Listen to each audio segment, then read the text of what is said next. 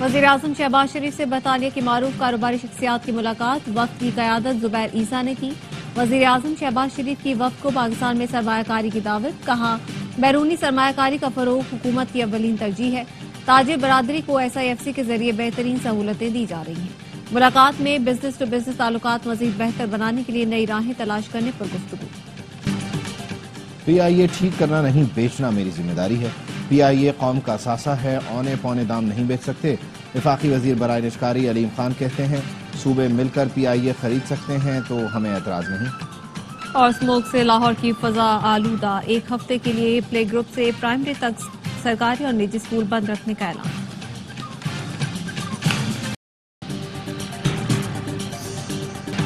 بانی PTI کے وکیل انتظار پنجوتھا 25 روز بعد بازیاب، اسلام آباد میں اپنے گھر پہنچ گئے۔ پولیس ترجمان کے مطابق گزشتہ رات تھانہ صدر حسن عبدال پولیس نے GT روڈ پر بغیر نمبر پلیٹ گاڑی کو روکنے کا اشارہ کیا۔ اغواکار خوفزدہ ہو گئے، گاڑی چھوڑ کر فائرنگ کرتے ہوئے فرار ہو گئے۔ اغواکاروں کے خلاف تھانہ صدر حسن عبدال میں مقدمہ درج کر دیا گیا۔ متن کے مطابق مغوی نے پولیس کو بتایا کہ انہیں 8 اکتوبر کو اسلام آباد ہائی کورٹ کے باہر سے اغوا کیا گیا تھا۔ اغواکاروں نے گھر والوں سے 2 کروڑ روپے تاوان کا مطالبہ کیا۔ اغواکار انتظار پنجوتھا کو پشاور کے علاقے چمکنی لے جا رہے تھے۔ جمعے کو اٹارنی جنرل نے اسلام آباد ہائی کورٹ میں بتایا کہ امید ہے انتظار پنجوتھا کو 24 گھنٹے میں بازیاب کروا لیا جائے گا۔ انتظار پنجوتھا کو جس حالت میں اور جس ڈرامے کے ساتھ بازیاب کرایا گیا وہ شرمناک ہے۔ ویڈیو بنا کر خوف پھیلانے کی کوشش کی گئی۔ PTI کے سیکرٹری جنرل سلمان اکرم راجہ کا انتظار پنجوتھا کی بازیابی پر رد عمل، کہا 4 ہفتوں میں کسی نے 1 روپیہ تاوان طلب نہیں کیا، یہ سب جھوٹ پر مبنی کہانی ہے۔ چیئرمین PTI بیرسٹر گوہر کہتے ہیں انتظار پنجوتھا کے ساتھ غیر انسانی سلوک ظلم ہے۔ بانی PTI کی مشاورت کے بغیر پارٹی میں کوئی اختیارات استعمال نہیں کر سکتا۔ جلسہ منسوخ نہیں کیا، 9 نومبر کو سوابی میں بڑا جلسہ کریں گے۔ چیئرمین PTI بیرسٹر گوہر کا اعلان، بولے جلسے کا مقصد حکومت سے نجات اور بانی کی رہائی کا لائحہ عمل طے کرنا ہے۔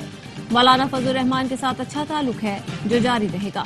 JUI کے سربراہ مولانا فضل الرحمان کی چیئرمین PTI بیرسٹر گوہر سے ملاقات، سینیٹر کامران مرتضیٰ بھی ساتھ تھے۔ ذرائع کا کہنا ہے ملاقات میں سیاسی صورتحال اور قانون سازی پر تبادلہ خیال کیا گیا۔ قومی اسمبلی کا اجلاس کل شام 4 بجے ہوگا۔ ذرائع کا کہنا ہے سپریم کورٹ میں ججز کی تعداد 17 سے بڑھا کر 25 کرنے کا بل پیش کیا جائے گا۔ وزیر قانون Azam Nazir Tarar practice and procedure ترمیمی آرڈیننس ایوان میں پیش کریں گے۔ پریکٹس اینڈ پروسیجر ایکٹ میں ترمیم سے آئینی بینچ کے سربراہ کو ججز کمیٹی میں شامل کیا جائے گا۔ انسداد دہشت گردی ایکٹ میں ترمیم کا بل منظوری کے لیے پیش ہوگا۔ حکومتی ارکان کو ایوان میں حاضری یقینی بنانے کی ہدایت۔ وفاقی کابینہ کا اجلاس کل 2:30 بجے طلب آئینی اور قانونی امور پر غور ہوگا۔ صدر مسلم لیگ نون میاں نواز شریف امریکہ سے لندن پہنچ گئے۔ میڈیا سے گفتگو میں کہا مہنگائی کم ہو رہی ہے، حکومت کی مثبت پالیسیوں کی بدولت پاکستان دوبارہ ٹریک پر آ رہا ہے۔ وزیر اعظم شہباز شریف معاشی استحکام کے لیے دن رات کام کر رہے ہیں۔ وزیر اعلیٰ مریم نواز پنجاب میں بہت اچھا کام کر رہی ہیں۔ پاکستان کے غریب عوام اور کاشتکاروں کی بہتری کے لیے بھرپور کام ہو رہا ہے۔ کی ہدایت پر اینٹی اسموگ آپریشن، راولپنڈی کی ضلعی انتظامیہ نے 2 صنعتی یونٹ سیل کر دیے، 7 لاکھ روپے جرمانہ بھی کیا، 19 بھٹے مسمار کیے گئے۔ سینئر وزیر پنجاب مریم اورنگزیب کہتی ہیں بھارت سے آنے والی ہواؤں کے باعث ایئر کوالٹی انڈیکس 1900 تک گیا۔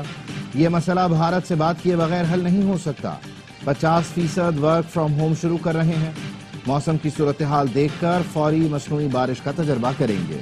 پنجاب حکومت PIA کو خریدنے کا ارادہ نہیں رکھتی، سینئر وزیر پنجاب مریم اورنگزیب کہتی ہیں PIA کو خریدنے کے لیے پنجاب حکومت میں کسی سطح پر بات نہیں ہوئی۔ اس حوالے سے جھوٹی اور من گھڑت خبریں پھیلائی جا رہی ہیں، اس پر عوام توجہ نہ دیں۔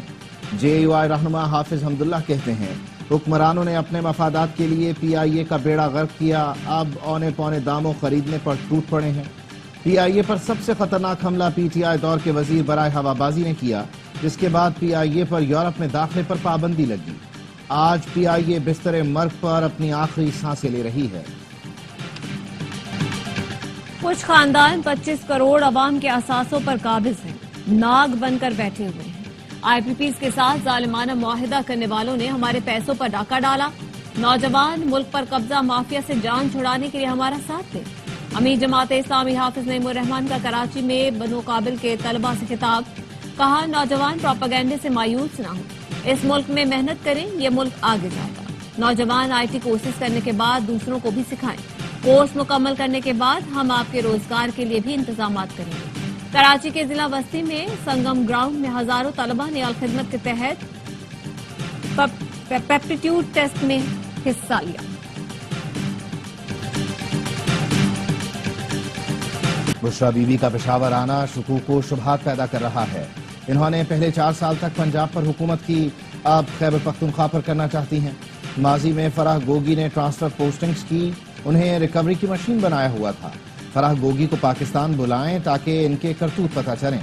गवर्नर खैबर पख्तूनख्वा फैसल करीम कुंडी की ARY न्यूज से गुफ्तगू। कहा, तरमीम के बाद बुशरा बीबी और बानी की बहनों की रिहाई सवालिया निशान है।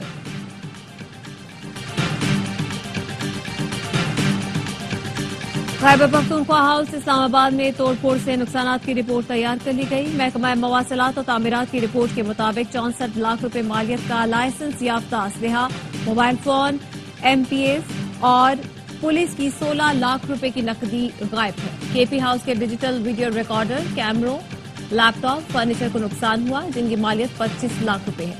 KP हाउस इस्लामाबाद की दोबारा मुरम्मत पर 96,93,000 रुपए खर्चा आएगा।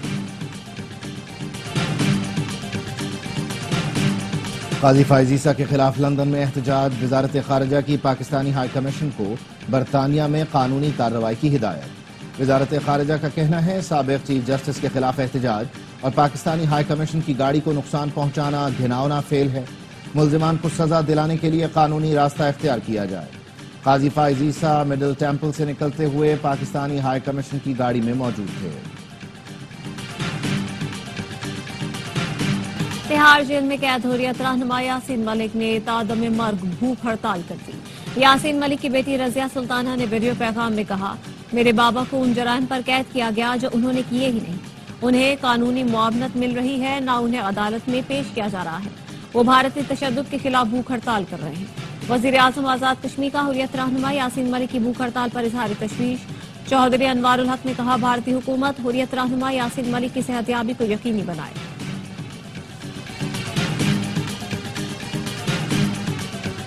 सऊदी अरब के तपते सहराओं में मौसमियाती तब्दीली। अल-जोफ रीजन में बारिशों के बाद शदीद आलाबारी, हर तरफ सफेदी छा गई। सर्द हवाओं से मौसम खुशगवार, अहले इलाका में खुशी की लहर दौड़ गई। हुकाम ने नशेबी इलाकों में सयाहों को कैंपिंग से रोक दिया। मजीद बारिशों की पेशगोई। पाकिस्तान ने ऑस्ट्रेलिया के खिलाफ पहले वनडे के लिए टीम का ऐलान कर दिया। अब्दुल्ला शफीक, साइम अयूब, बाबर आजम, मोहम्मद रिजवान, कामरान गुलाम टीम में शामिल। सलमान अली आगा, मोहम्मद इरफान खान, शाहीन आफरीदी, नसीम शाह, हारिस रऊफ और मोहम्मद हसनैन भी टीम का हिस्सा। कौमी खिलाड़ियों की मेलबर्न क्रिकेट ग्राउंड में प्रैक्टिस। पहला वनडे कल खेला जाएगा। कप्तान मोहम्मद रिजवान कहते हैं, बाबर आजम, शाहीन और नसीम की पाकिस्तान के लिए बहुत परफॉर्मेंस रही है। टीम में 15 के 15 खिलाड़ी कप्तान हैं। फखर जमान और इमामुल हक ने कई मैच विनिंग परफॉर्मेंस दी। नौजवानों को मौका देकर बैकअप बना रहे हैं। MCG में शाहीन शाह अफरीदी और मिचेल स्टार्क की मुलाकात। शाहीन ने कहा, 2015 में स्टार्क के इन स्विंग्स देखकर फुल लेंथ बॉलिंग सीखी। स्टार्क का शाहीन को मैच के लिए गुड लक। दोनों स्टार पेसर्स ने तस्वीर और सेल्फी भी बनवाई।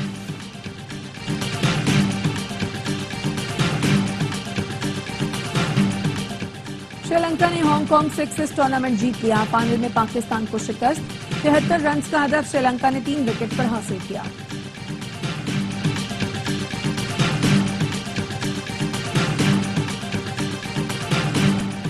न्यूजीलैंड ने मुंबई टेस्ट जीतकर तारीख रकम कर दी। भारत को सीरीज में व्हाइट वॉश कर दिया।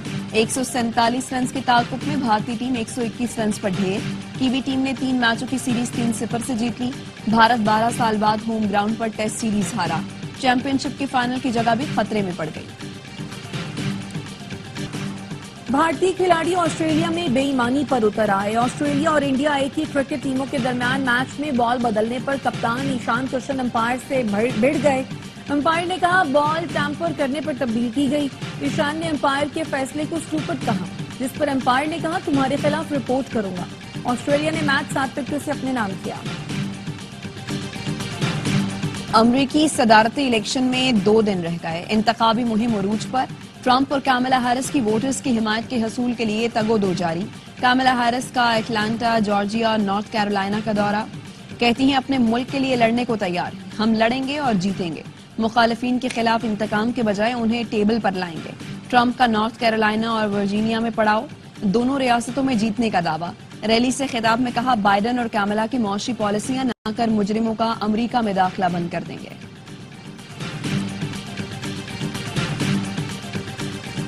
امریکی صدارتی الیکشن کے لیے سوئنگ سٹیٹس میں زبردست انتخابی گہما گہمی، شمالی کیرولائنا میں سیاہ فام طلبہ کی کاملا ہیرس کے حق میں ریلی، کہا امریکہ میں نفرت کی سیاست کی کوئی گنجائش نہیں۔ ایریزونا میں ٹرمپ کے حامیوں نے دھاندلی کے خلاف ریلی نکالی، مشیگن کی یونیورسٹی میں پریڈ، دونوں امیدواروں کے حامیوں نے حصہ لیا۔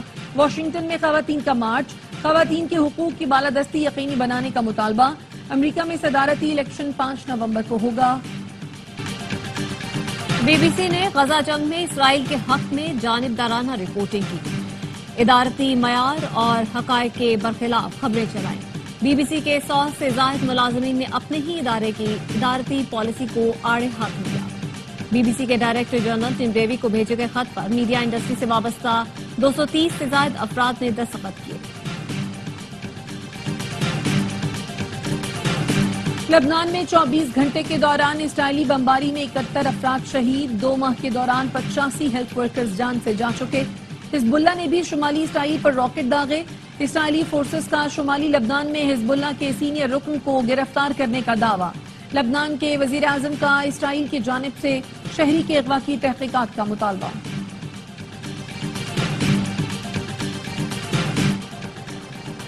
غزہ میں اسرائیلی جارحیت جاری، 24 گھنٹے کے دوران 25 فلسطینی شہید، 2 روز میں 50 بچے شہید ہو چکے۔ یونیسیف کی اسرائیلی حملوں میں بچوں کی اموات کی مذمت، شمالی غزہ میں گرنیڈ پھٹنے سے اسرائیلی فوجی ہلاک، اسرائیلی مظالم کے خلاف لندن میں بڑا مظاہرہ، وزیر اعظم کی رہائش گاہ اور امریکی سفارت خانے کے باہر ریلی، تل ابیب بھی غزہ جنگ بند کرنے کے نعروں سے گونج اٹھا۔ ترکی کے شہر چورم میں رہائشی عمارت میں گیس دھماکہ، 1 شہری جان بحق، 16 زخمی۔ زوردار دھماکے سے 5 منزلہ اپارٹمنٹ کو شدید نقصان پہنچا، ملبہ گرنے سے متعدد گاڑیاں بھی تباہ ہو گئیں، اطراف کی عمارتوں کو بھی نقصان پہنچا۔ وزیر اعلیٰ سندھ مراد علی شاہ کا میئر کراچی کے ہمراہ ملیر ایکسپریس وے کا دورہ، تعمیراتی کام تیز کرنے پر زور دیا۔ مراد علی شاہ نے کہا منصوبہ جلد مکمل ہونا چاہیے تاکہ لوگوں کو آسانی ہو، جلد ملیر ایکسپریس وے کے قائد آباد سیگمنٹ کا افتتاح کروں گا۔ وزیر اعلیٰ سندھ کا قائد آباد ملیر ایکسپریس وے پر تجاوزات پر برہمی کا اظہار، ہٹانے کی ہدایت کر دی۔